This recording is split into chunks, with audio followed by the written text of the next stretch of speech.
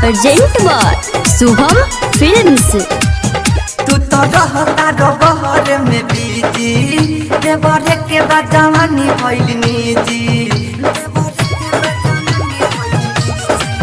तू तो रहता बहर में बीजी देवरे के बाद जवानी भइल निजी। लाले पहिले बाटी दुनु गलिया नारेला आह कोच कोच कोच रोज मारेला भाता रसुते चाटी उठा लिया।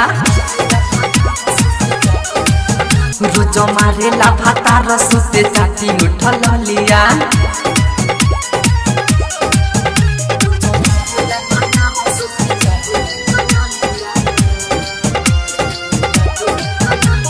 तोहरा जवनिया के मजा नहीं मिली छोटा का देवा रवाई तुरंत ही गिली।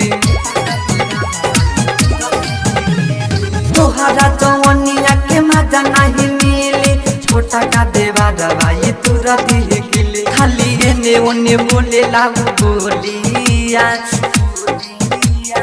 आरेला आह कोच कोच कोच रोज मारेला भाता रसुते चाटी उठा लिया। रोज मारेला भाता रसुते चाटी उठा लिया।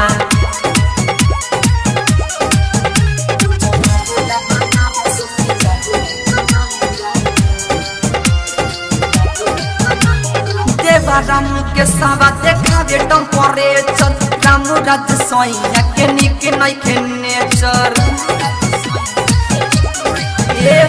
देवा रामू के सावा देखावे टेम्परेचर रामू राज सोइया के निक नइखे नेचर। खाली काम के बारो तू डलिया मारेला आह कोच कोच कोच रोज मारेला भाता रसुते चाटी उठा लिया। रोज मारेला भाता रसुते चाटी उठा लिया।